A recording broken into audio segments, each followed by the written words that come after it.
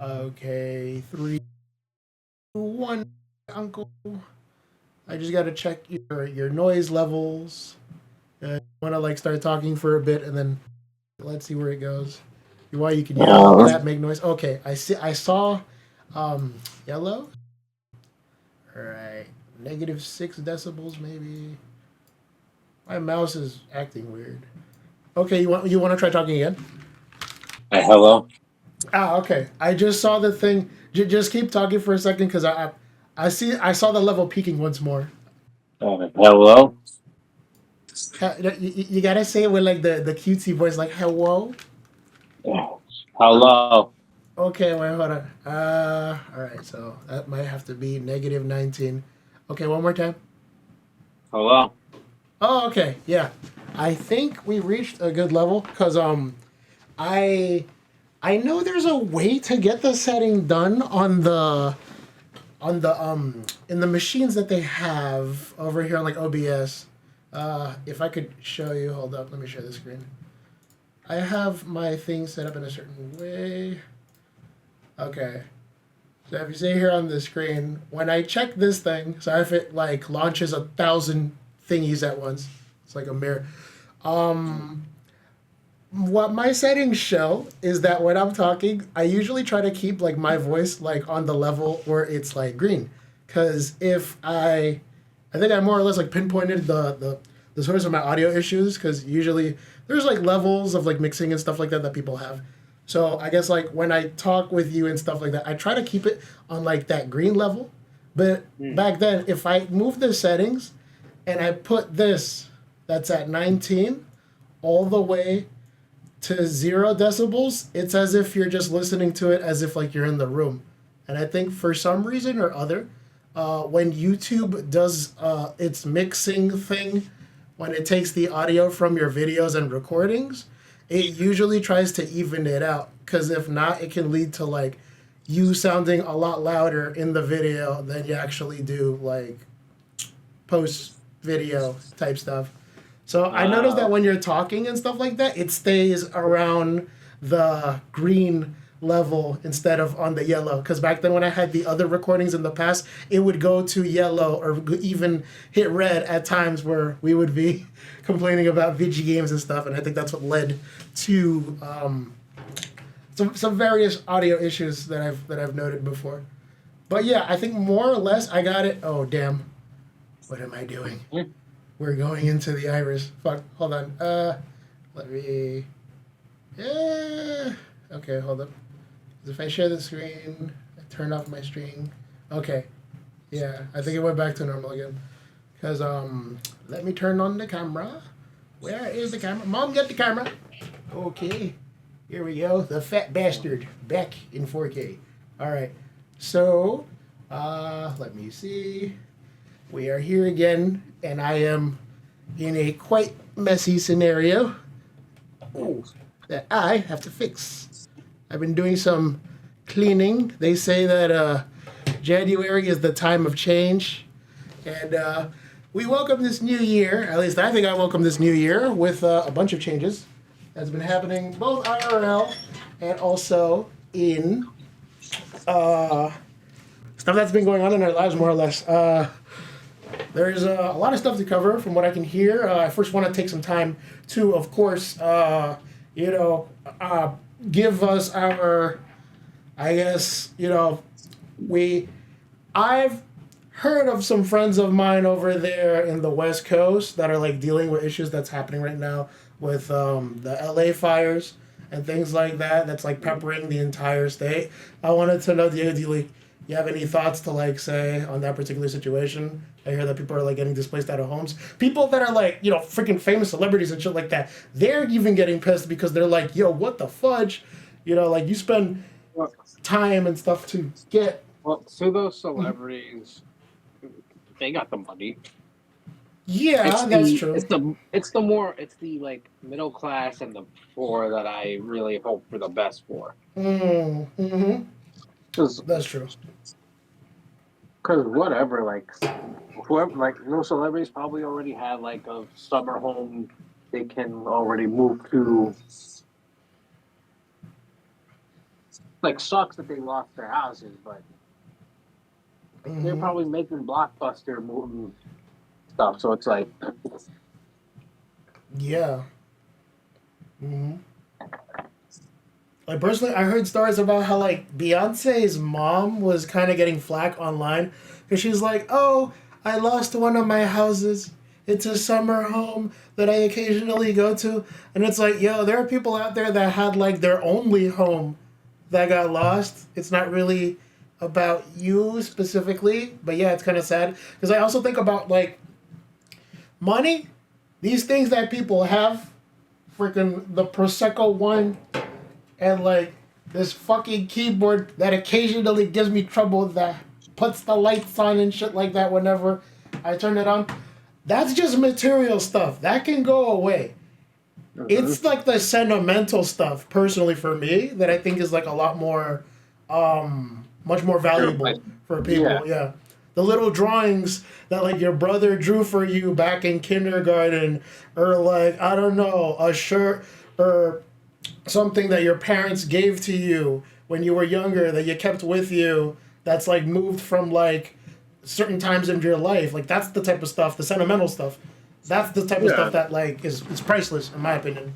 exactly. And I don't know, and like I know it probably wasn't intentional on Beyonce's mom's part, but like I think these celebrities kind of need to realize that like outside of the like little celebrity culture, people don't Give really me like. 1 second. Hold on. I just gotta take care of something.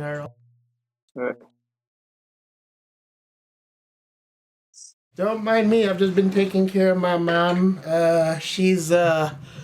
Well, I'll probably delve into that afterwards. I was gonna put this here as like a neat little reference to like Christmas and stuff like that, because I had a Fist of the North Star shaped Santa Claus hat that I thought would have been really nice at the time if we were gonna do the pod. What was that? Hello. I don't know. I could see Oh yeah, the design. Hold the on. shape of the hat. Yeah, Yeah. I was just gonna put picture over it and then just have it dangling there. It's like, oh hey, yeah, it's a neat little thing.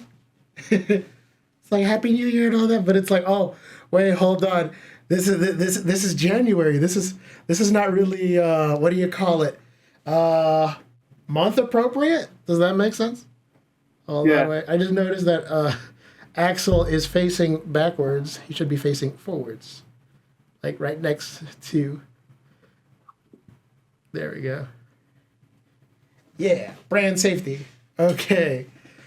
But yeah, I mean, other than like the Fist of the North Star stuff and our coverage, more or less, of the fires, Diego, how do you feel about? Do you feel like there's a chance that it could potentially get better, like sometime soon? They say that like firefighters and stuff like that are like struggling to specifically get water from the particular area that the fires are roaming right now. Because even though, get this, it's like near the ocean, but they can't just take the water from the ocean and throw it on there. Because I think ocean water still has salt water, and that could potentially make it Well, more it's not. annoying to deal with. Well, it's not that. It's not that it might be. It does have. It's called salt water for a reason. hmm So how did Yeah. these fires even start anyway? My guess is that somebody threw like an ember. No, no, no, wait. Well, I know that like the cops caught like this one dude that allegedly like threw like he just set fire to in the forest type area that's Mm. around where he lives at with a torch. And they're like, dude, what the fudge? This is not the time to be doing shit like that. And so like they caught him and he confessed. They called one of the fires after him because it's not just one fire. There's like multiple. And I think there are videos online showing like tornadoes and shit like that that are like mess of things online. Let me see. I could probably get away with looking at one of these reports on like YouTube. Or like, hold on, LA. Hmm. Fudge. Okay. Interesting subscription bar. Why isn't my shit running? Hold up. What had happened was I had ran out of charge. Let me just charge.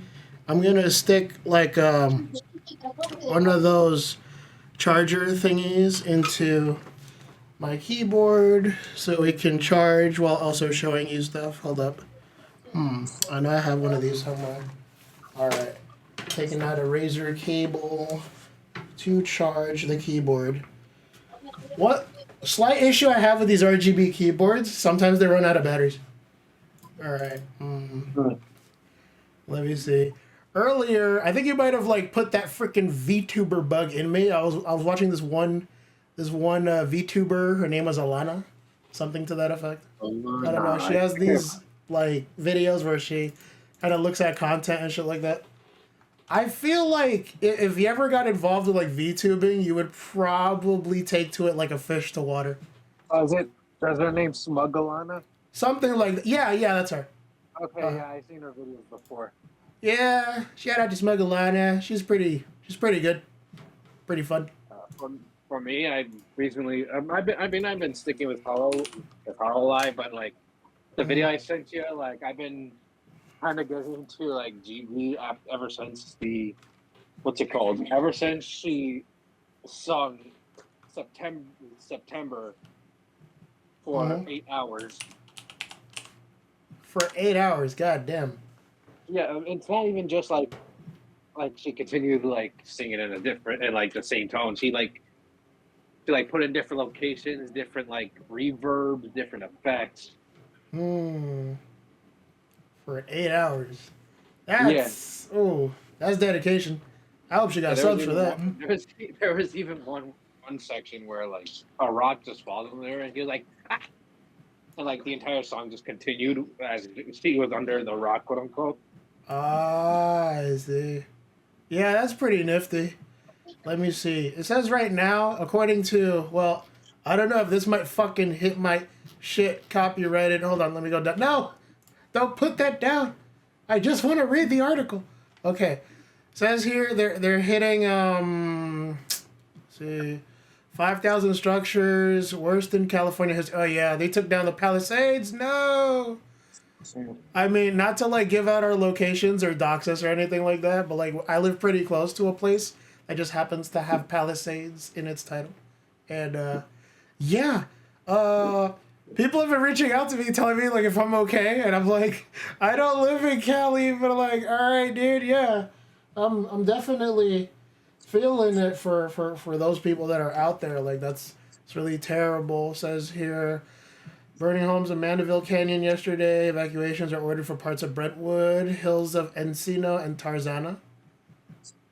I remember reading this first, and I was like, Tarzana, you mean like that movie? And then it's like, no, dude, life is not like a Disney film. I'm gonna add like a little GIF of like Tarzan for that whenever I make the video. Okay, it says here, that's around 22,660 acres. Pretty much a lot of ground, I'd say. I mean, not to like make light of a dark subject, but like with all these fires in California, there just seems to be like some force out there that just wants California to literally burn. Because remember the whole like fires that started from that gender reveal party? Yeah, I remember. Yeah, I'm gonna have to add like a little thing in the video to like show that, because like I say yes, but like in my head like the gears are turning and I'm trying to figure out like what you mean. I don't know if it's the same ones or a different incident, but I know there was another fire before this. Because I think I have a vague idea of what you're talking about. There was like a fire, but it wasn't as widespread. Because I think for this one at least, there's been a lot of discourse online talking about like, you know, the origins of the fire itself, like you said. I'm guessing that like there are situations where if somebody, whatchamacallit, has if there's if somebody like takes a newspaper and like burns it, right? And then like if they burn it, there's a chance that like the embers from the fire can get carried over to a dumpster. And if that dumpster has like stuff in it, it can just like set up on fire too.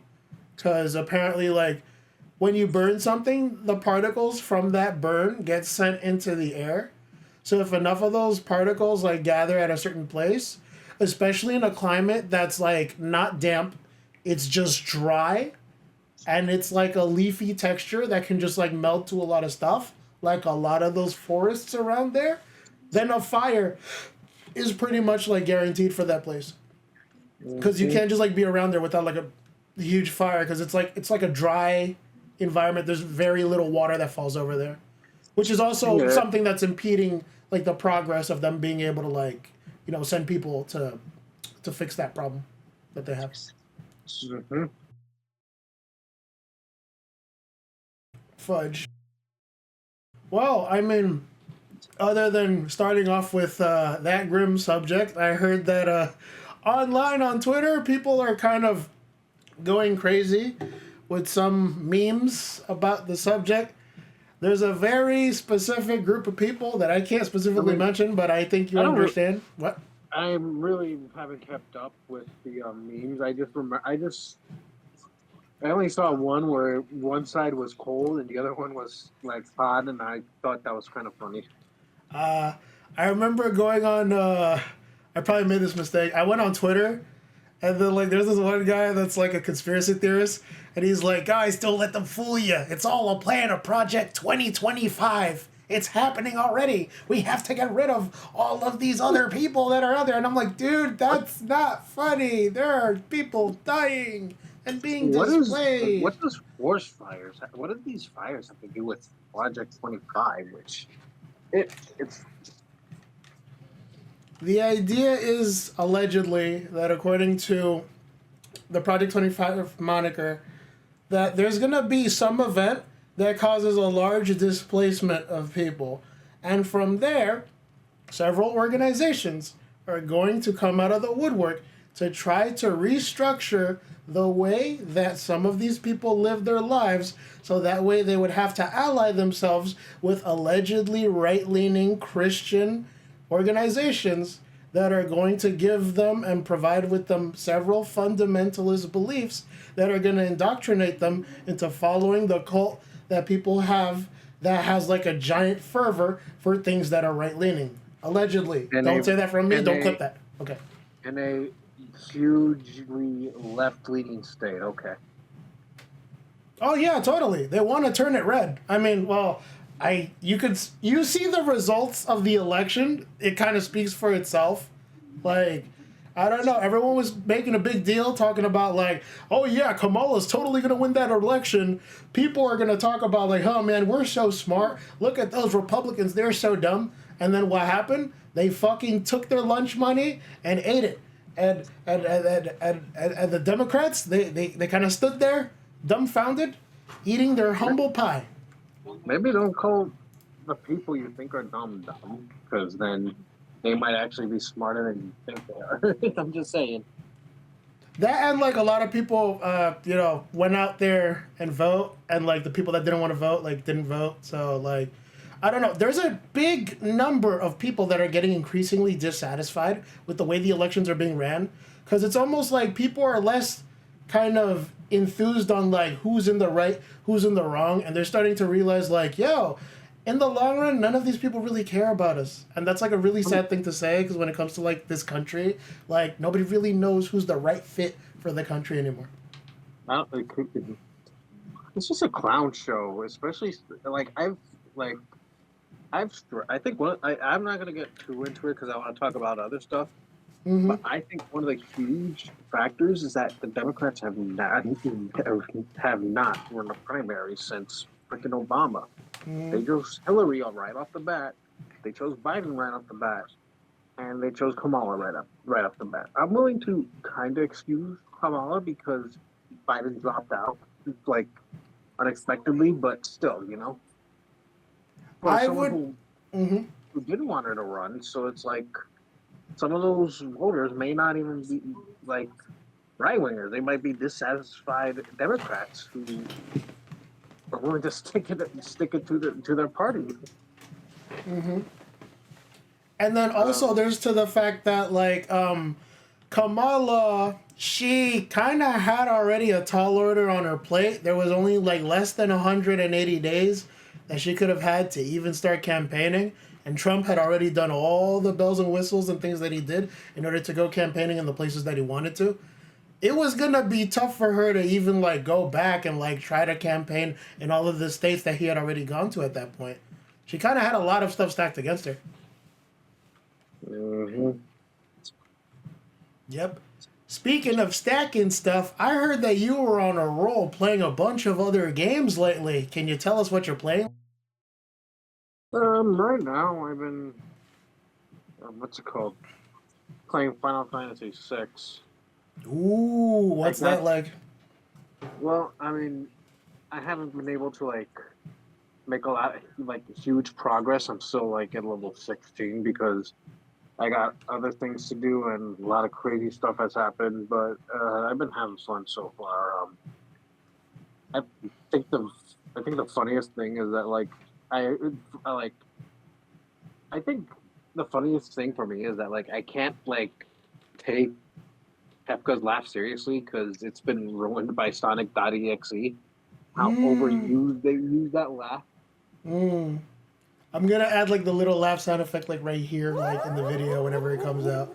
But yeah, like I'm more the Kefka I know. This is probably gonna date me, but like the Kefka I know that like 6 is a lot of people's like favorite Final Fantasy. They say it's literally like heads and toes the best like story wise Final Fantasy. Though some would argue that 4 is, but you didn't hear that from me. Um, I know that like 6 had a very peculiar cast that kind of stood out because um, Six's story is very odd. There's a lot of ups and downs that happen in that game. It's quite the emotional roller coaster for people that play it. Not to like glaze the game too much because like you're playing the game, so I can't really say anything to Yeah, you. But you have like a feeling of like some stuff that happens in the game. I was gonna say that like the way that I was introduced to 6 when I was like a young teenager that was into like anime and like martial arts and like video games and shit like that. I was playing that one crossover fighter that was on the PSP. I was playing Dissidia. And Dissidia was a Final Fantasy game that was like it was like a battle arena game for the PSP, where like you can choose like some of your favorite Final Fantasy characters from like different eras and stuff like that, and have them like beat each other up to a pulp. And some of the characters that would show up, there was 2 representatives from 6, I believe. There was the main character Terra, and the other one Kefka. In that one, I think Terra was voiced by Stephanie Sheh, who's like a famous voice actress who uh also huh. does characters like Rukia in Bleach and Orihime. Oh wait, no, did I have her confused with Michelle Ruff?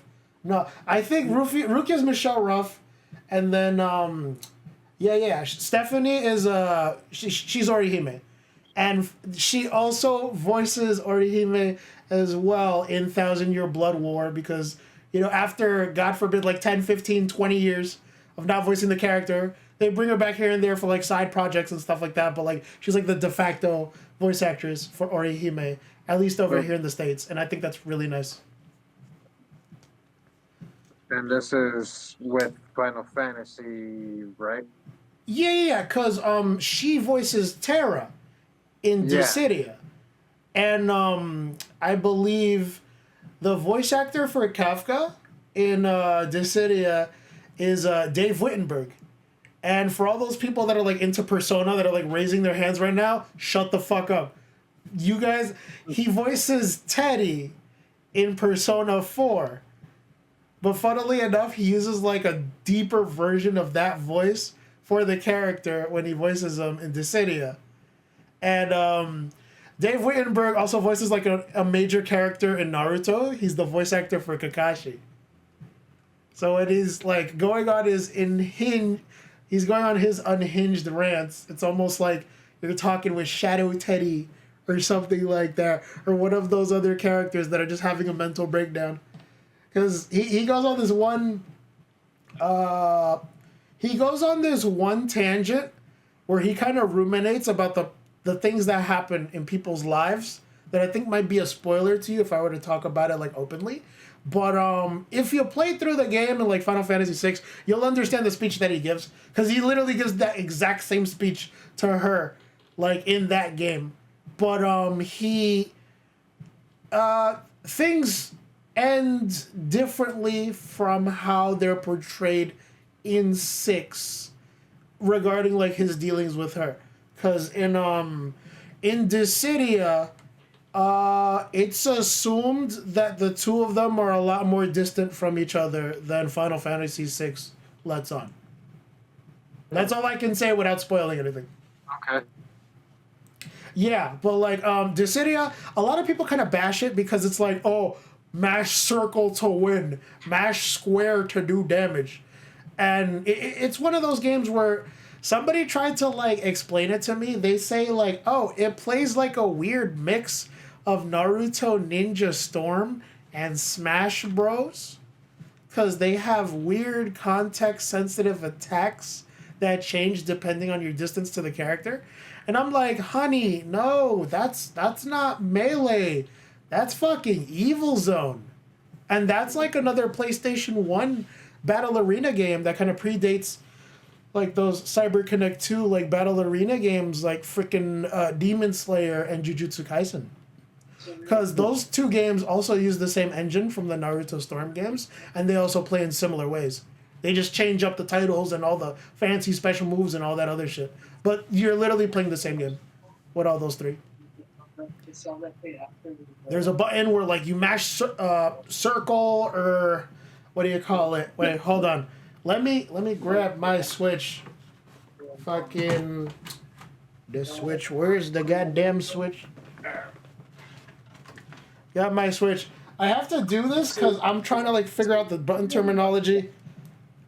Yeah, you grab this joint. You grab this button, the A button. You tap the A button to do the damage, and you tap the Y button to like fucking throw shit. And it's like, they all play the same if you fucking play them back to back. Yo, speaking of Switches, Diego, this is a topic I've been meaning to breach to you with this. Switch 2 hype. What do you think, bro? Everyone and their mom is talking about the sequel to the Nintendo Switch, but nobody knows what it's called yet, allegedly. I think Nintendo should just drop it, because I'm kind of getting sick of seeing articles about like, this is the Nintendo Switch or something or whatever. Like, Nintendo can only like blue ball these people so much until they start like actually probably calling on to like Satan or something to like give them the secret of Nintendo Switch 2. Why are they so quiet about it anyway? I'm confused. Like, isn't this supposed to be like a thing that they want to like reveal to people and shit like that? Like, why are they being so hush hush? I'm certain it's because they already saw like how the Switch is doing right now, so it's like, and maybe, and I'm just guessing here, the Switch 2 isn't really that big of an upgrade because remember, I think they said one time the Switch is still in its like still has some longevity, like some life in it or something like that.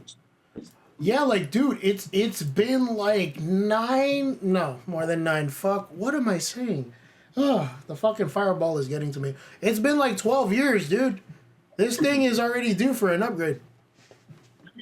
Not even the PlayStation 4 lasted this long, and there are still a lot of stubborn people that want to cling to the console and not upgrade. I mean, I don't want to upgrade, but Diego, it's got God of War Ragnarok running in perfect 60 frames as God intended. I like to play the game where I whack people in the head with the guy with the axe and the bald man. I mean, I'm fine. Yo, Besides, speaking of that, I wanted to tell you that there's an article that I read somewhere online that says that the majority of gamers apparently like to play games that are 6 years old or older instead of playing newer titles. How do gee, you that's feel about that? almost. I can see why, to be honest. And I've told you this before, but I've been playing older Final Fantasy games. I Mm-hmm. played I played X, I played X2, I played 13, which is the newest in comparison. Mm-hmm. I played 9, and I'm currently playing 6, and Mm-hmm. I've been more interested in these games than I have in some AAA titles that have been released in the last few months. Dude, Final Fantasy, oh man, that bug has hurt me really bad. You know what game I want to go back and play? I want to go back and play 12. I kind of just like gave up of that game right before I was going to fight the super boss. And it's been eating away at me inside. And it's not even just like older games for me. I've been playing more indie titles too. What indie titles you've been playing? I remember you told me about this one game called Blast that you said is a pretty good Yeah, contender. yeah. I mean, it's pretty much it's similar to Pizza Tower in that it borrows a lot of cues from like Wario Mm-hmm. from Wario Land, but it adds a little bit of a what's it called? Of a I want to say like a hint of like Donkey Kong Country and Crash Bandicoot flair to it. Mm-hmm. But in like aesthetics, it's very close to the like Game Boy Advance game. Mm. Excuse me. I But excuse you. Mm-hmm. well, yeah, I think I'm nearing the end of the game. Mm. But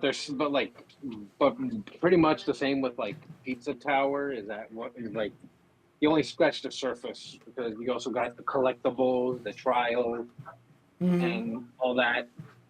Yeah. I know this other game that I've been kind of grinding away at. Me personally, I've been trying to delve back into One Piece. I hear that there's a lot of stuff that I missed out on that like the third game doesn't exactly cover.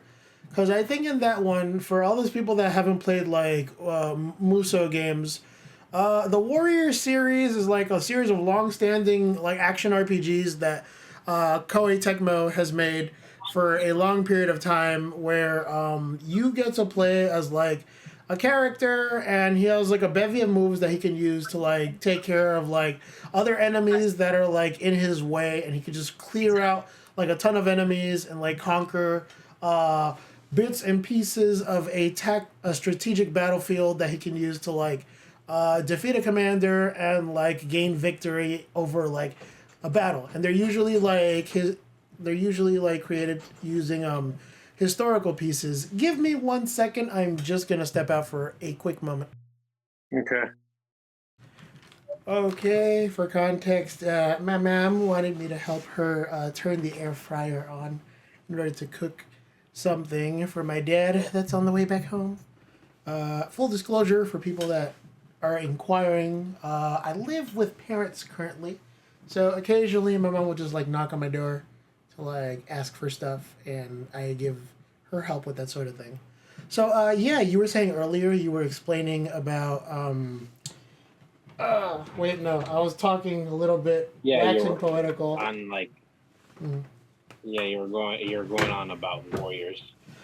So yeah, the Warriors games are you could say they're starting to gain a lot in popularity. There's one that's being made currently that kind of like delves into the origins behind the beginning of like some of the more current titles and past titles that were made in the past, called Dynasty Warriors Origins.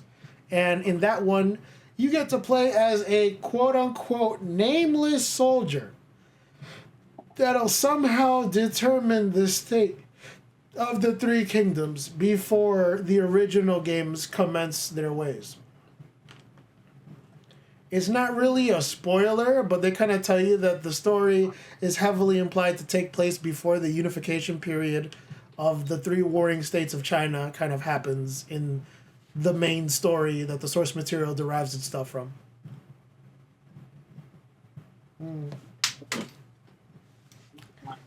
Funnily enough, they say that your character currently has the moniker nickname of Wanderer, but people are inquiring to Koei Tecmo whether or not you can play as a male or a female Wanderer.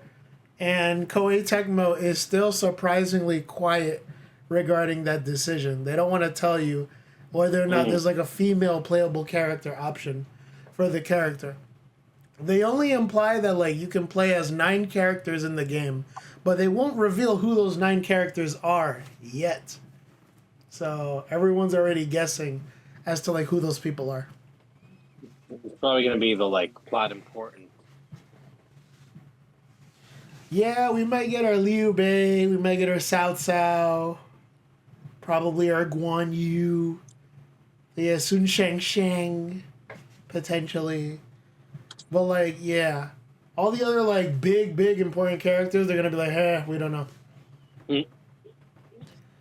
But I'm already like holding out hope that there's gonna be like another version that's like, oh, this is Dynasty Warriors Origins Extreme Legends, like they do all the other fucking times that they've done this. Because it's not the first time that they've done like updated re-releases. They're like, they kind of have an issue with like Capcom in that sense, because Capcom is like, oh, you've been playing Street Fighter 6 for a while. All right, cool. Super Street Fighter 6. Pay $70 for the same game, but with more characters and all the outfits that we had in the previous game.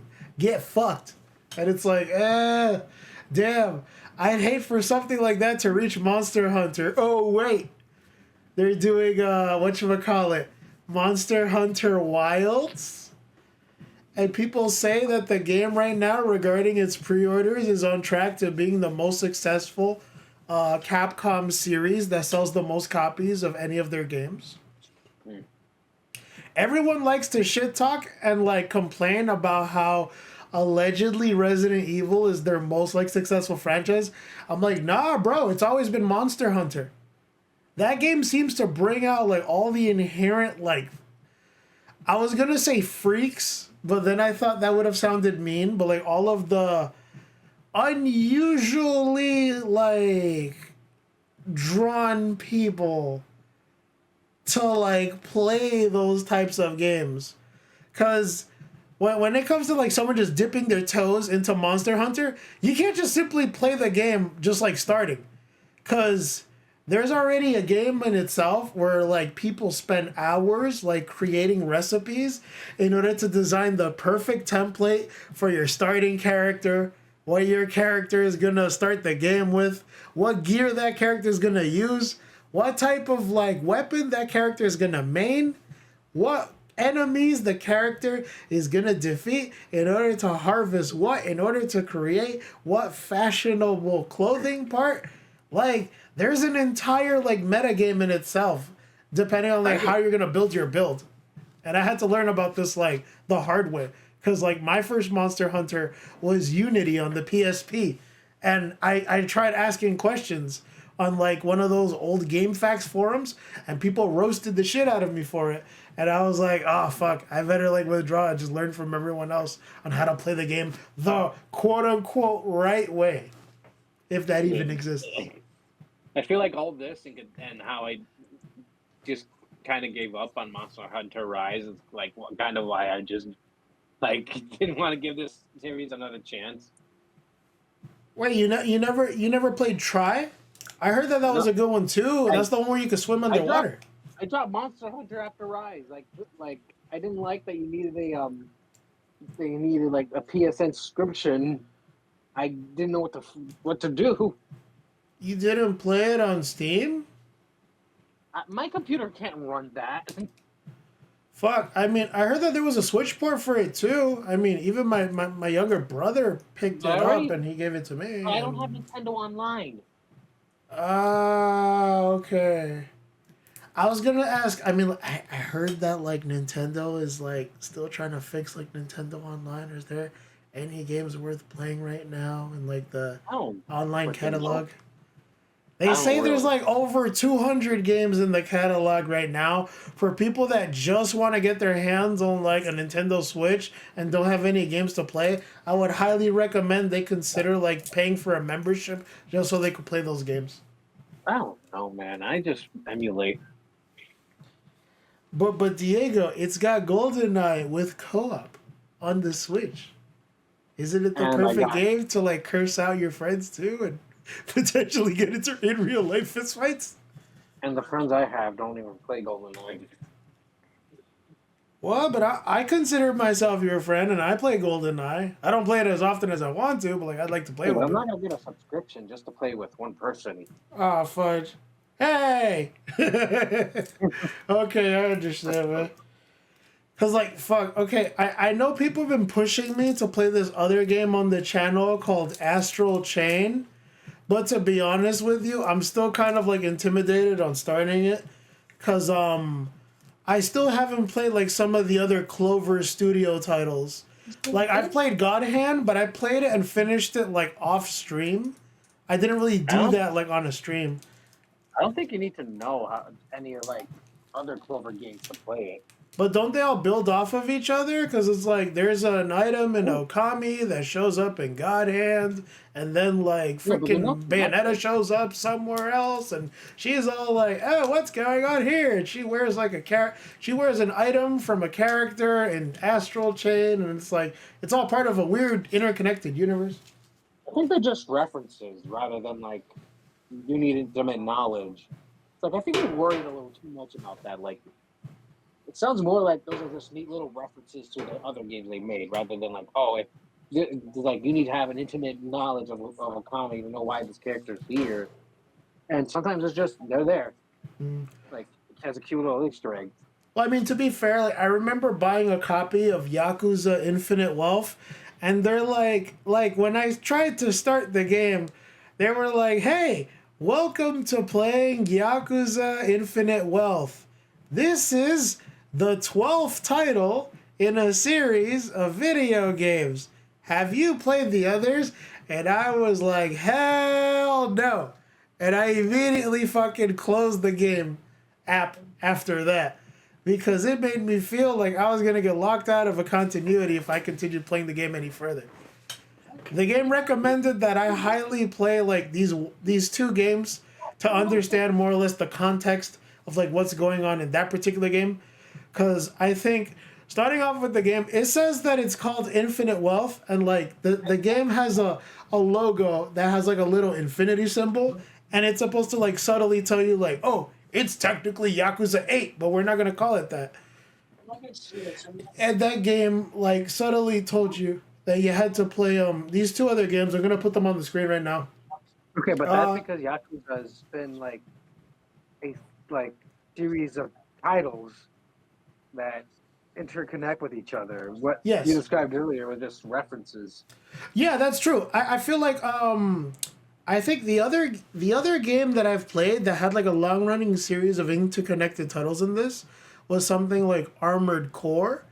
Cause in that one you can literally take your save from one game and put it into the other game and it'll continue your story with most of the items that that character collected moving forward into the next game. So like in freaking Yakuza 8, they're like, "Oh, if you have save data from like Yakuza Song of Life and Yakuza what was the other one called? The Man Who Erased His Name." Those are the titles for the two games. They're not people just call them Yakuza 6 and Yakuza Gaiden for short. But like yeah, if you have the save data from those titles, you unlock stuff in this game. And I was like, I don't have save data from those games yet. I don't have save data from those games yet. So I just quit the game and kind of just like withdrew the disc. So that way when I do get around to playing the game, I'll be able to like have it. Mm. Mm-hmm. And speaking of the stuff that I have, I ain't gonna hold you. I did some more splurging a couple days ago, and I wanted to share that with you. I may have gone on a popular website that's known for people buying items at a convenient price that you can pick up, and I wanted to like try on a haul. Let me show you the haul. Hold on.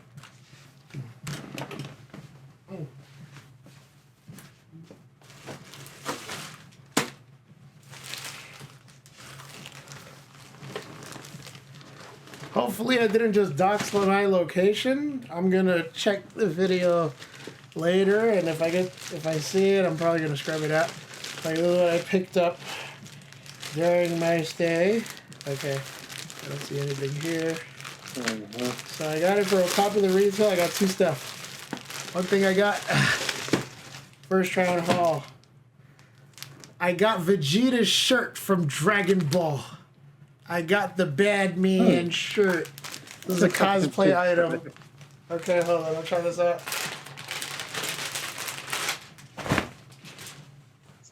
I hope it sounded like a dramatic cape thingy. Okay. For context, this one's an extra large. It's currently my size for now. I'm going to open this so that I can wear it.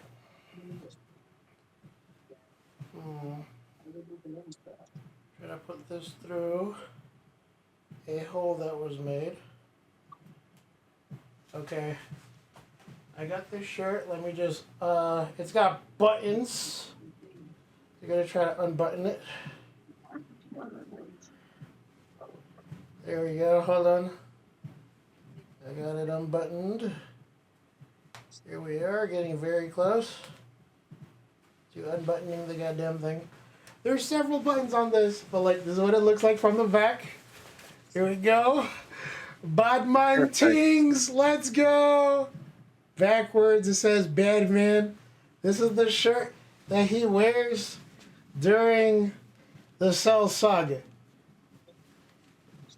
This one he's gonna be like, oh, Kakarot, the androids, they're on the way. We must defeat them. I don't know who this Android 19 is, but I'll easily crush him with my skills and my dashing good looks, Kakarot. Hold on. Let me just take this off. Here we go. I just take the balls like that.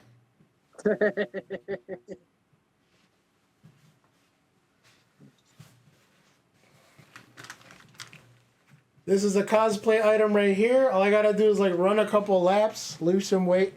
Perfect. Kakarot, we gotta defeat the androids, Kakarot. Okay. Yep. Oh shoot, okay. I may have caused myself an accidental boo-boo doing that, but I don't know if it would be against YouTube's content guidelines if I show the boo-boo. I may have accidentally torn something in my finger doing that. But I have another item that I want to show you guys. Alright, this is the second item that I picked up. This is a... What is this? Here we go. Focusrite Vocaster powered by computer. Okay. This is a, whatchamacallit, a sound compressor. You open one of these, and you could, hold on. I recently trimmed my nails, so that it's going to be a hard experience for me trying to open this. Feels so dainty. Okay. Then, can you help me open this? It's getting very annoying. I just recently manicured my nails, and I'm struggling with this package. Awkward. It's okay. I'll just use my smooth fingers to hand this thing down. So yeah, this is the Vocaster 2. It's a thingy that people can use, sort of like that one vocal compressor that Taj uses, in order to monitor your voice and change it in the middle of you doing your vocal performances. It also comes with a similar gauge that I showed you earlier that OBS uses to gauge whether or not you're being too loud or being too quiet. And you have to use that with very specific microphones in order to turn the item on, in order to like figure out whether or not the item is being too loud or too quiet. Oh damn, that shit clouded mad quick. I don't know if it's because of the alcohol. All right.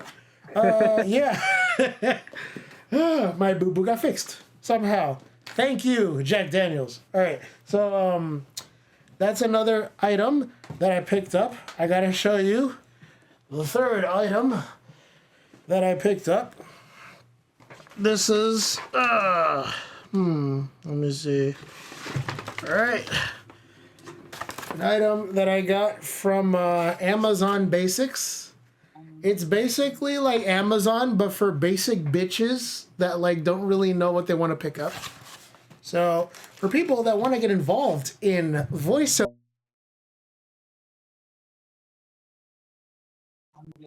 Hello? edition. Hello? Can you hear me? Okay, I hear you now. Okay. Yeah. This is the Blue Yeti microphone that people use in order to do voice work. And this is what they call an XLR cable. And these XLR cables, you got to plug the business end into the microphone that you want to use in order to provide it power. And this is a male to female cable. So one side goes into a pointy end, which is this one. And then this side receives the power, which is this end. Oh, wait, no, it's the other way around. Hold up. Yeah. One's male, one's female. And then those two, when plugged into the thing that I showed you earlier, provides the microphone power. So, for example, if I wanted to use a microphone that had power, I would probably bring out another one of these things that I use for a haul. So here's another item that I got from my Amazon haul. It's another cardboard box. I wonder what's in it. Hey guys, this is Genome Cancer with an ASMR. Like I tell you, this absolute goober has a lot of stuff that you can use. So yeah, my white tank top is gonna be stained a little bit because these are some travel plugs that you can use. These are travel plugs. So if you go to like different countries, you can probably plug these in lieu of other things that you're using for like the stuff that you want to use for your electronics, and they'll work in different countries. So they got plugs for like European, Japanese areas that you want to like put your stuff in. Another thing I bought, because I feel like this thing is like prone to like having problems, I bought an extra battery pack for the Xbox 360 because somebody told me before that like, hey, if I'm gonna start playing Xbox games, I better stockpile these fucking power cables and shit like that, because apparently, you know, the Xbox is prone to losing its energy, you know, the red ring of death, all that other shit. So they say like, hey, in the event that like you're doing a stream and your thing suddenly stops running power, you could just switch it with another one. This is another item that I picked up from Amazon. This one is called the whatchamacallit. It's a portable microphone that you can use for your phone. It's a Channer's product, of course. So they make these in droves. I ended up ordering 2 of them. You know, one for you and one for me, if you choose to do that sort of thing. If you want to do in real life skits, comedies, things of that nature. It's a wireless microphone. You take one end and plug it into your phone, and you take the other end and plug it on your collar or something. So that way it would be able to capture what you're saying in person. So if you want to do like those food reviews and things like that, where people, they cook their food and they like tell you the details on like how they cooked it and shit like that, like those Zach Choi videos and all that, like you can do it that way or Devour Power or one of those other people that do like the TikTok shorts that like sometimes occasionally go on YouTube that I watch. Let me see. Another item that I picked up from the haul. Hold up, because I got mad shit from my fucking Amazon haul with the income that's been coming in with like the YouTube bucks. Hold on.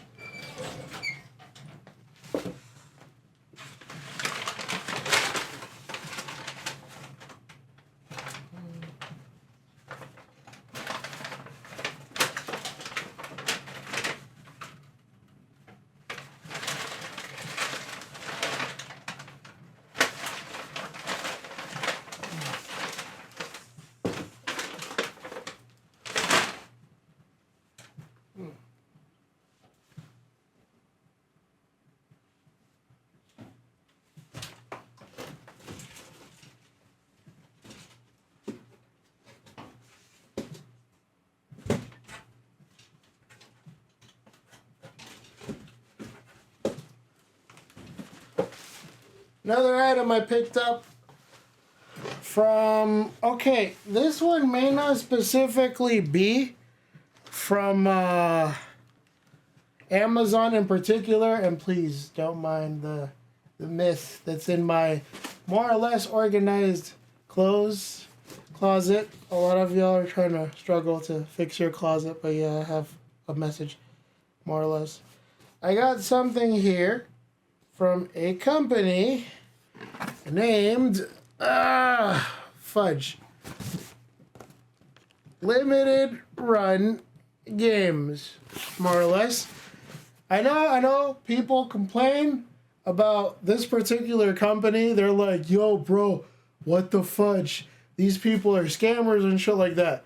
Well, let me show you the depths of their scamming bounds. Because at the time, they were doing a program for a video game that I was a pretty good fan of.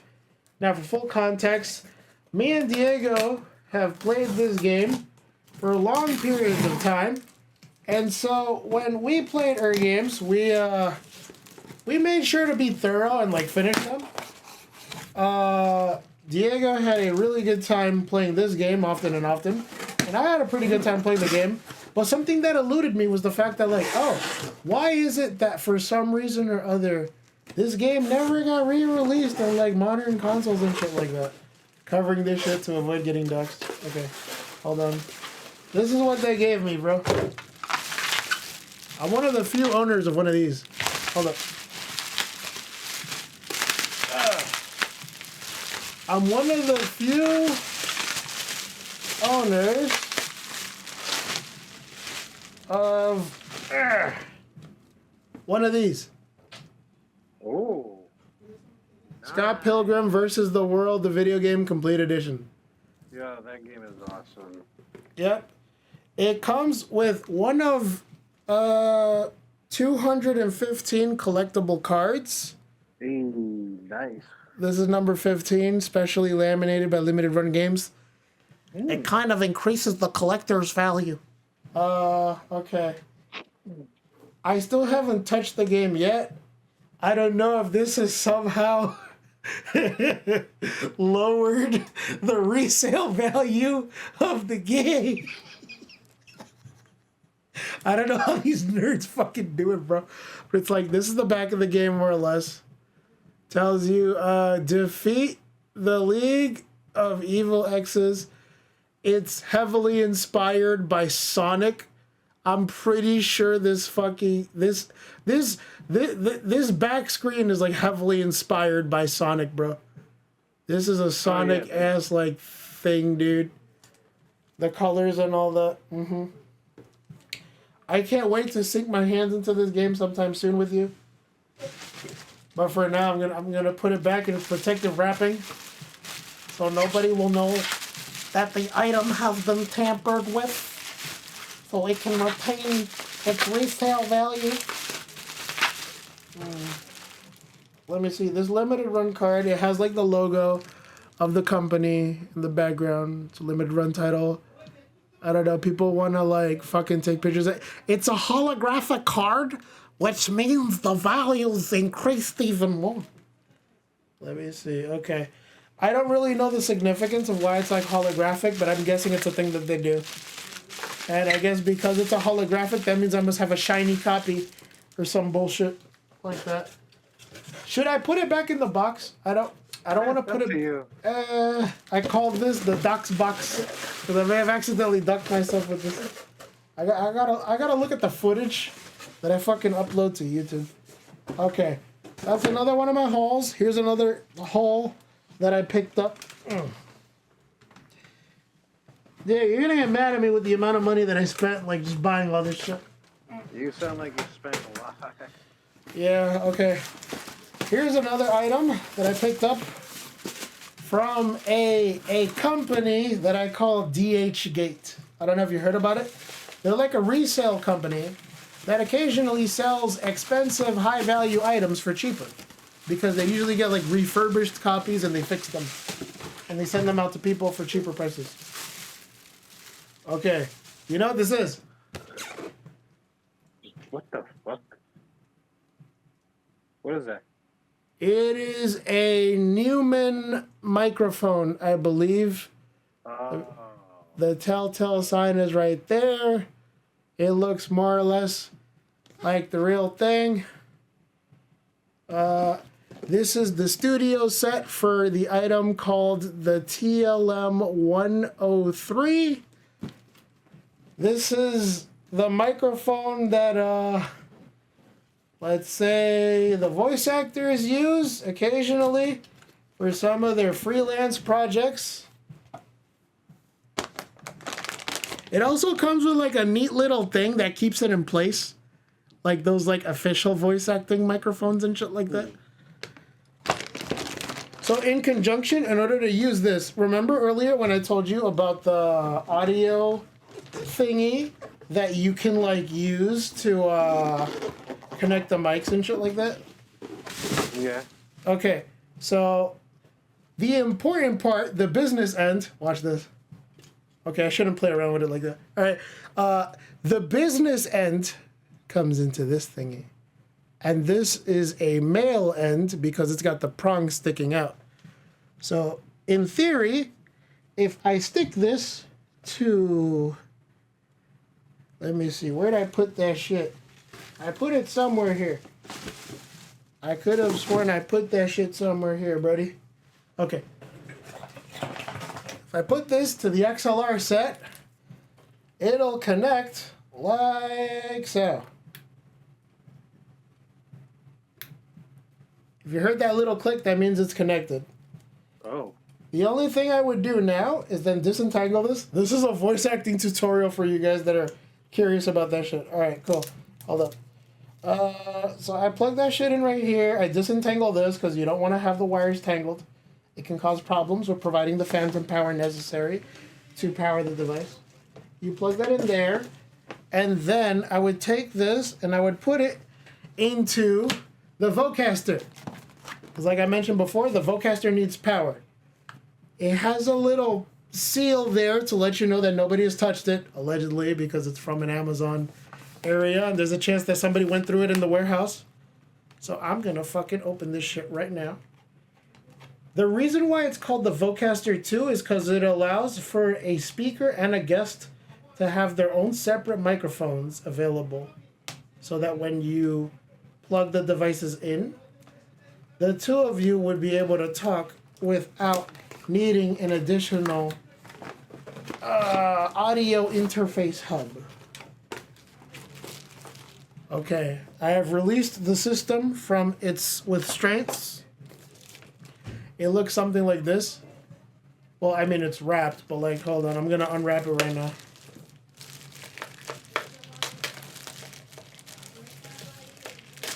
Fuck, okay. Hold on.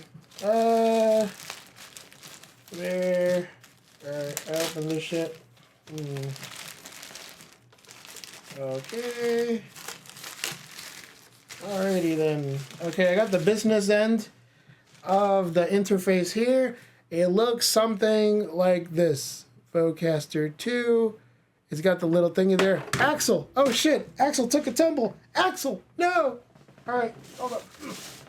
We get Axel back. You're gonna be okay, buddy! You're gonna be fine. Alright, he's good.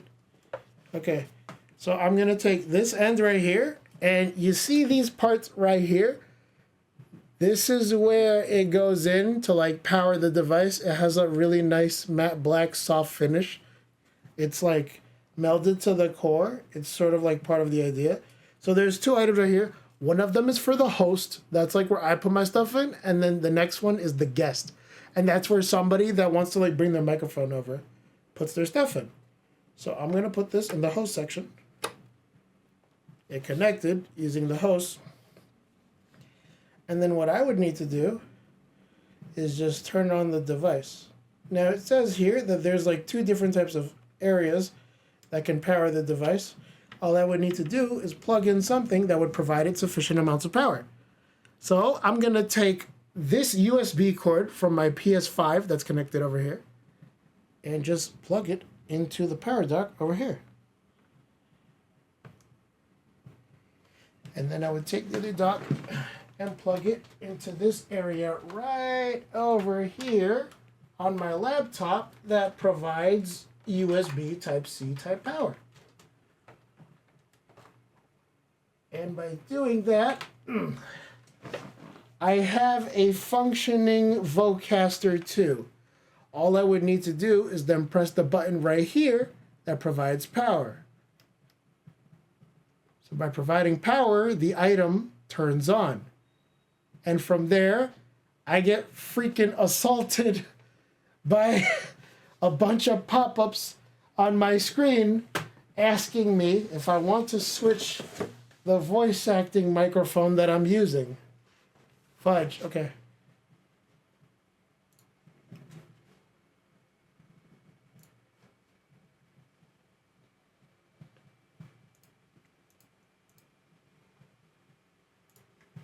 That's because it's working.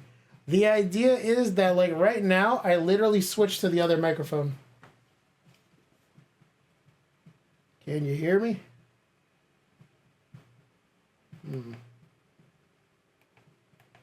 Hello? Can you hear me? Hello? Cloud? Are you there? Cloud?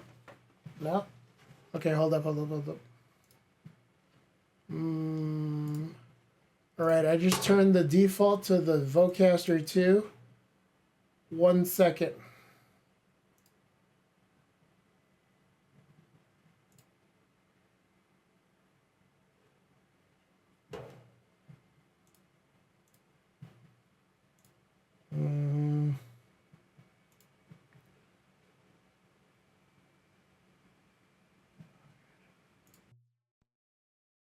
If it's like really loud, like please let me know. Hello?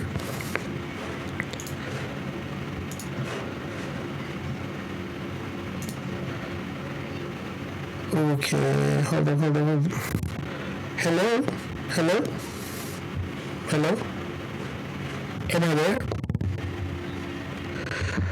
Okay, yeah, I just had to mess around with the device real quick because the thing is, like, I had used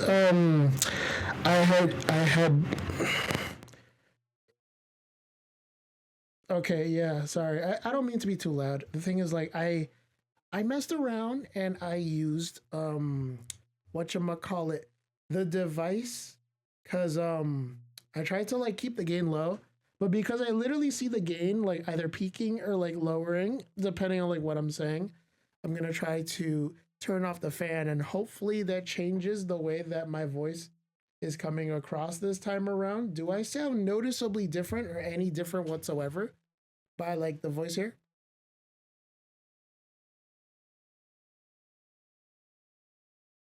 Okay. Because I think it might be like my recording environment that determines why my voice is the way that it is, rather than the quality of the voice, if you know what I mean. Because I tend to use like the Yeti mic. Usually is like my go-to mic, but I get the feeling that like, oh, if I put my laptop somewhere other than on top of my desk, it would dramatically improve the audio that I have whenever I put my videos out there. Because if I talk like really close to the mic, then it's gonna sound like I'm just muffling shit. So that's why I try to keep it at least a respectable distance away from it. But at the same time, I want to make sure that I cover like the front side so that way it doesn't hear like anything that's happening regarding like the fans or the gears turning and shit like that on the device. But yeah, like if I were to use like a professional podcasting mic, it would sound something like this in my room right now. The room is not properly treated for like voice acting shit currently. I understand that. I would have to get like a professional vocal booth in order to put out the stuff that I would like to use in order for me to do the videos and other things that people do on YouTube and such. I get the feeling that like I don't know if you hear it, but there's like some slight wind coming from my laptop that I have just sitting here in front of me next to the PS5. This is one of the benefits of having the actual professional mic because I can just use the program because you know I have the audio mixing equipment right here. I can just lower the gain somewhat so that way you don't hear like how loud it is. Because I think if I press this knob right here, it turns up the volume of the microphone, and that could potentially annoy your ears. But I want to try to keep it at a level where it's not too loud, so that way when I'm talking to you, you don't feel like your ears are bleeding or anything like that. I try to keep it in like the green level, so that way everyone hears what I'm saying, and it doesn't sound like I'm just literally talking into your ear, giving you an ear ASMR. I think I have some other stuff that I wanted to show you because yo, tell me this. I remember buying something for the PS5, but I'm trying to look for it and I can't seem to find it in my closet. I'm worried. I don't know if my mom like was snooping around my closet and threw it away by accident. Hey, you could say it's like a secondary storage drive for the PS5. I was gonna literally open up the faceplate of my PS5 and unscrew a couple things so I can install the faceplate and use that in order to, I guess, mitigate the data problem that I have on my PlayStation. Because I think the device itself, normally, I was one of those few people lucky enough to afford like the regular edition. It came with a disk drive, and the device only has like space for like 1 gig. I mean 1 terabyte of data. And I'm like, you can't do that with games nowadays because you got games like Call of Duty telling you that you gotta demand like fucking, I don't know, like more than 3/4 of your entire fucking hard drive space in order to support the game nowadays with all the DLCs and special cameo crossover bullshit that the game has at the moment. Like, yeah, that won't really do for future updates that they have now. Fucking remember, they did stuff where it's like you could play as somebody fighting for the Gundam Federation. They had like Godzilla DLC in Call of Duty. They had fucking Nicki Minaj show up as a playable operator. I don't know. I feel like the skies are the limit at this point when it comes to like other stuff that people could do. Yeah, do you think that sooner or later we're gonna start seeing a Pepino in Call of Duty at some point? No, but they used to say that Gundam was indie before, and look what happened to Gundam. I'm just saying, man, if we suddenly started seeing Amori and Undertale operating skins and in Call of Duty, it might change the way people perceive this. Amori's not indie? What do you mean? Well, I mean, yeah, that's true. I mean, forget the way they. Okay, wait. Can you tell me the story about Omori? Because I've heard of it as like that game that sort of plays a lot like Undertale, like in passing, but I never really fell into the hype. There was an indie title that came out a lot earlier that people were like singing praises about called Hylix in the past, and that was like a very trippy type of game that people didn't really it was a game that like amassed a cult following, and that game got enough like support to get like a sequel. And it had like a weird mix of like 2D animation and also claymation that like earned it like a ravenous fan base. And then like I remember specifically My jump into it was watching like one of those videos that Nitro Red puts out here and there, where he talks about a game that he likes a lot, and he talked a lot about he pretty much glazed those two games, and I think the sound composer for the game put out like an arranged album of like tracks that show up in the game that's like based off of the themes of like several characters in that game.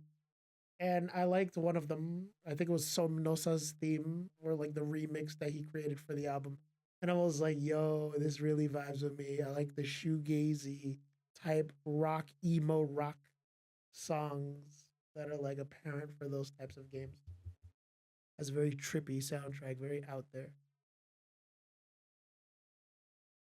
I think that's like low key for the best because I'm one of those people where I think we had this conversation before, but like me personally, when it comes to video games, I like to play them like with a tunnel vision where I don't know what's gonna happen inside the game until after I play it. Because there are some that appreciate getting information about a game using the bird's eye view, where they hear information about a game and they hear spoiler information about that game, and that either only excites their interest or makes them less interested in wanting to play the game. And so they're able to see the game in a sense where they can see this is part one, this is part two, this is part three. Or for me, I'd rather see like, oh, I'm running towards this part, and then this happens, and then this happens, and then I go here, and then the story continues from this area. That's how I see the games mostly. Me, I feel like if somebody were to tell me like what happens in a video game, it would probably sour the experience somewhat for me if I were to play the game. Because I'm one of those people where like if you tell me something that happens in the game, I'm gonna spend most of the game trying to look for like that scene happening if it happens at all. At least that's the way I see it. I remember somebody on Discord telling me, and I quote, the phrase Amori is Undertale for people that have never played Undertale. And that's kind of stuck with me. Because I was sitting here like, oh, I played Undertale, so am I going to feel like the similar emotions that I'm going to feel for Undertale? I don't know if I should go around with this.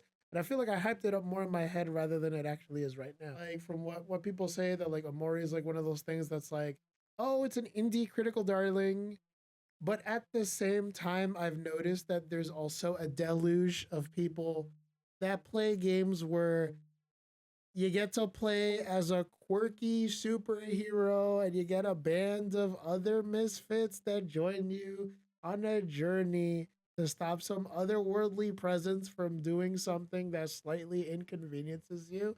And it makes me think, how many of these Earthbound-like games are we going to pick up at this point?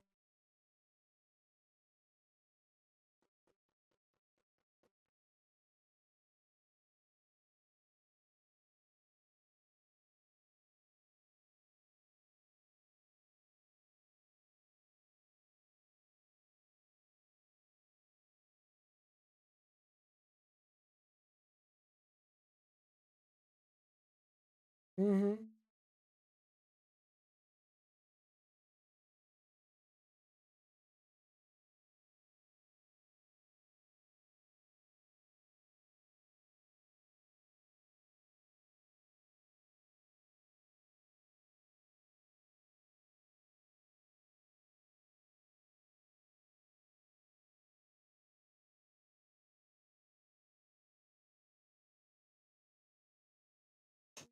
Mm-hmm. Yeah, absolutely. That is like totally crazy. I mean, personally, I'm of the belief that like when people decide to like go around and like do things in the sense where like you get to play as like a character that has like certain motivations or a certain will where they can do things, they can just pretty much like cause issues with the other characters that could cause mild inconvenience. Okay, I think it's still recording. All right, we're still good more or less. But yeah. Oh, hold on. Streaming, turn on camera. Okay, so I guess like I was saying earlier, Omori has a problem where I guess if you've played Undertale before, people get the feeling that oh you've already played this game already, and it's like There was another game that I saw that had like a very similar premise. Two games inspired by Earthbound. I think one of them is the game that I just mentioned right now. Let me see. There's Mother 3, of course. Glitched. Never heard of it. Kyoto Wild. That one's strange. Y2K, a postmodern RPG. I have this game. I still think I want to talk to you about that one, but a little bit later. Jimmy and the Pulsating Mask.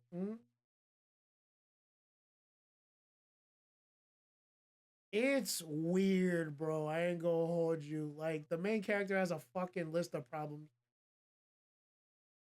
Yeah, it tried to be like very up its own ass. It was very it was very shoegazy. I was like, damn, you don't have to insult your player base, dude. I had like fun like playing that particular stream. I'm gonna add like a little title card for it here.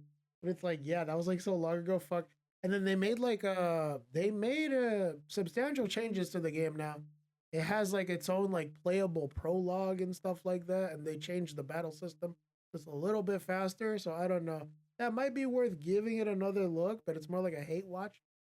Let me see. There's another game here called Jimmy and the Pulsating Mass. People say if Magic Ant was its own game. I don't know the meaning of that. I assume that Magic Ant is an area in Earthbound where things get really trippy.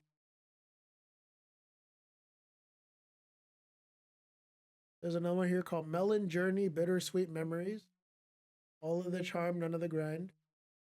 I don't know. So the graphics might invoke Game Boy era pixel art, jazzy soundtrack, charming characters. That sounds like I might look at it. Oh fuck, here's this one. Why Am I Dead at Sea? A pretty dark game by RPG standards. Holy fuck. Okay. Goddamn. Let me see. Video game fans looking for lovable characters. There's ship residents, causes of death, ghostly powers. I'm getting like a very like another code type of vibe from those games. I don't know. It sounds like something you would play on like a DS. Mm. There's another one called Eastward, something about a modern RPG, grim features. I'm guessing a Shin Megami Tensei like. Says it's inspired by The Legend of Zelda Breath of the Wild and Dragon Quest. So there's that. Ooh, this one's Night in the Woods, number 9. Would you say this one invokes the spirit of Earthbound? People say this one has a very colorful cast, eclectic characters, got a very shoegazy soundtrack. Low key, bro, the way that this cat is staring into the fox, that's a mood for me. I like this. Sometimes I want to be like that. Okay. Number 10 here, they say is South Park The Stick of Truth. Would you say this is Earthbound? I mean, I haven't played like some of these games either, but it is, I guess it is what it is. True, true, true. Let me see what else we got here. Ha! Number 11, speak of the devil, Amori. Let me see. I keep filling in the holes, but they keep coming back.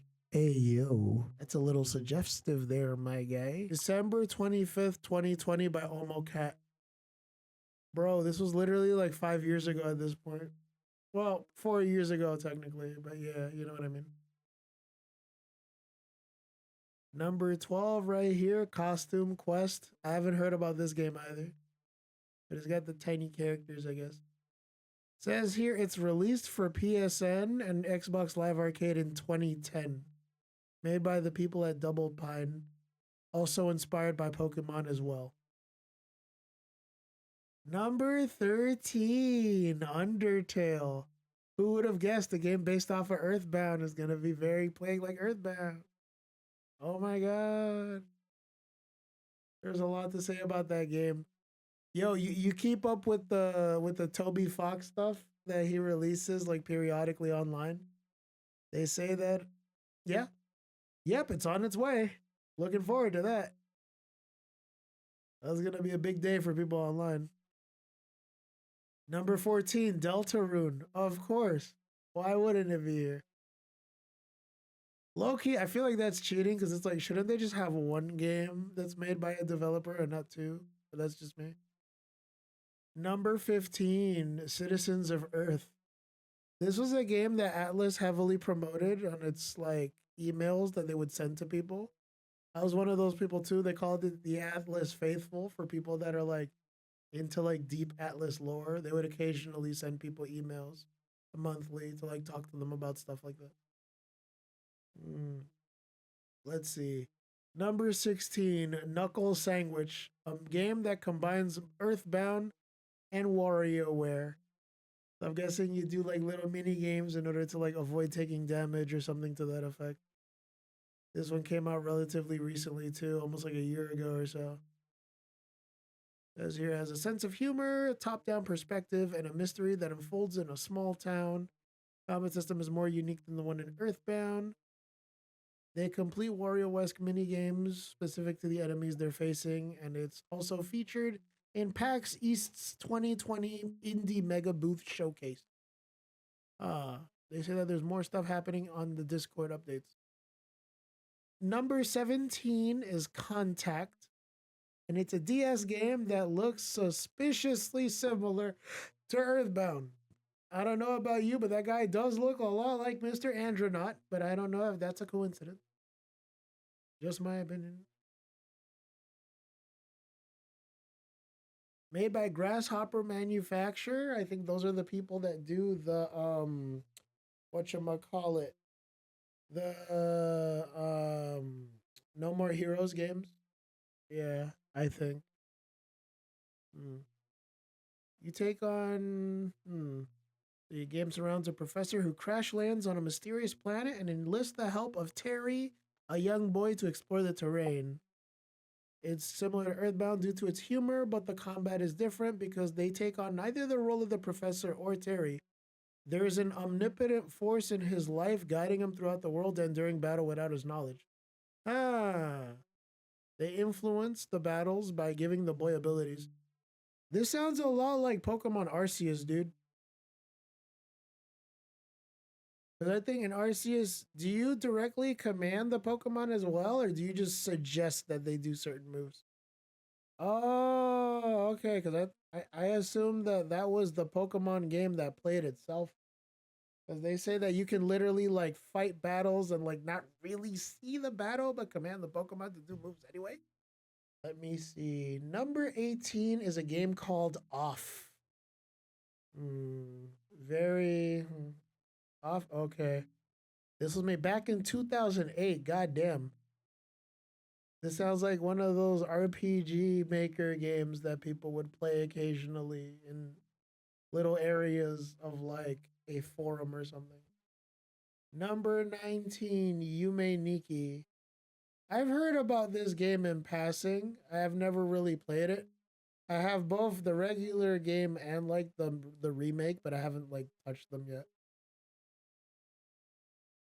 My friend just tells me, "Oh, it's one of those games where I can't talk about it without spoiling the game." And I'm like, "Wow, that means everything and nothing at the same time."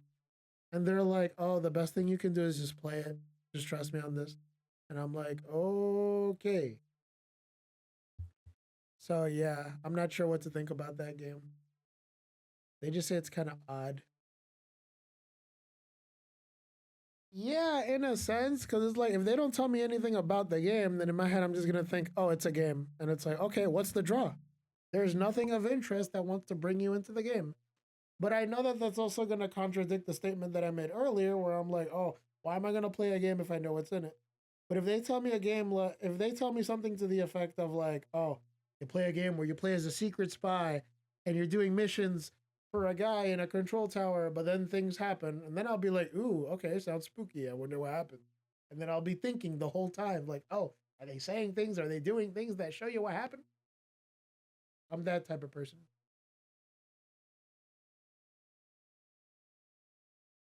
Let me see. Number 20, Lisa Definitive Edition. Fuck, dude. You just brought flashbacks to me. I remember playing this game for a bit with you guys. We did like a stream about it where we played this one and Baldi's Basics, I think. We played that for a bit. We never got to finish it though.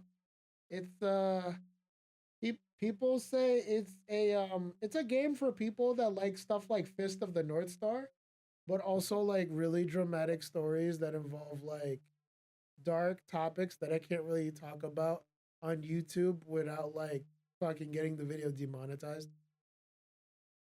So I guess I have to leave it at that because the thing is, it's not just one game that comes in this collection because it says here there's multiple games in here. So there's Lisa the First, Lisa the Painful, and then Lisa the Joyful. So yeah, fuck, because I know in the first game you play through as the titular Lisa, who has to deal with a lot of stuff in her home life. Yeah. Yeah, okay. I'm just gonna try not to say anything about it because I don't want to get the video demonetized, but like you know what I mean. And then like the second game is Lisa says here the painful.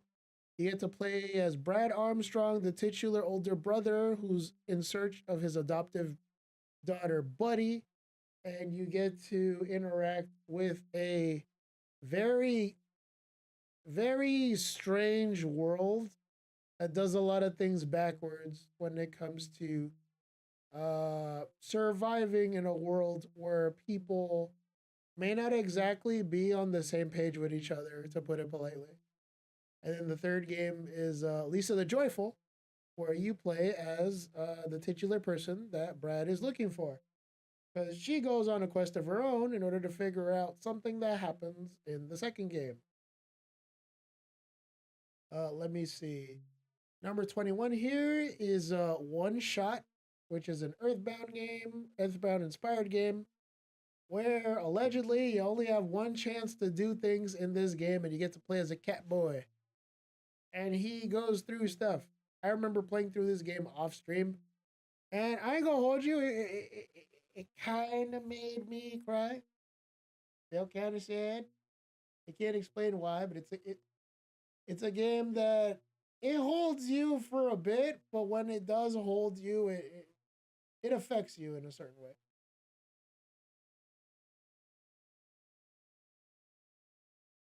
If you're looking for a good cozy game that gives you some of the warm and fuzzy feelings, but also wrenches some tears out of you, you can try that one out. This game I heard a lot of shit about, dude. Oddity, number 22. This game is totally, definitely not Earthbound. I promise you. Fuck. Oh man. Do you want to explain this to like the people watching this, or do you want me to go back? Because first they call it Mother 4, then they say it's the sequel to Mother 3, then they say, oh, Nintendo got a hold of us and told us to change the name of the game, but we're gonna keep the art style. And then they're like, oh, we gotta change the music because we had characters that look similar to Nintendo characters, so we gotta change it too. I don't know what's going on with this game right now. Yeah, dude, because it's like, okay, how is this game going to continue in the state that it's in? And there are people that are saying, like, oh, even though this game's being made, we still want to create our own game called Mother 4 anyway. And it's like, dude, you do that, the second the game comes out, the fucking Nintendo is gonna take that shit down. They're gonna sue the pants off of you guys, and you're gonna get a cease and desist. And they're like, oh, well, we'll choose the right time to release more information about the game. All we can say publicly is that it's in development. And I'm like, dude, that was literally, hold on. Yeah, it says here that it's like fucking still to be decided. This game's never coming out, dude. The game that I'm looking for isn't here. What if I ask Google? I'm pretty sure it can give me an answer.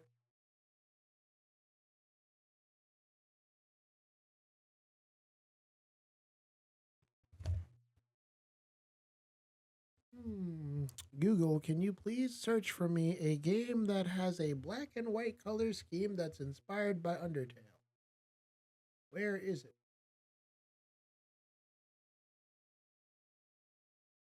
2003. Okay, wait, hold on, hold on. Give me 1 second. Let me just pause the recording for a moment. Because for some reason, while you were talking, it did not register that you said something. Wait, could you say something right now? Oh, fuck. Hold on.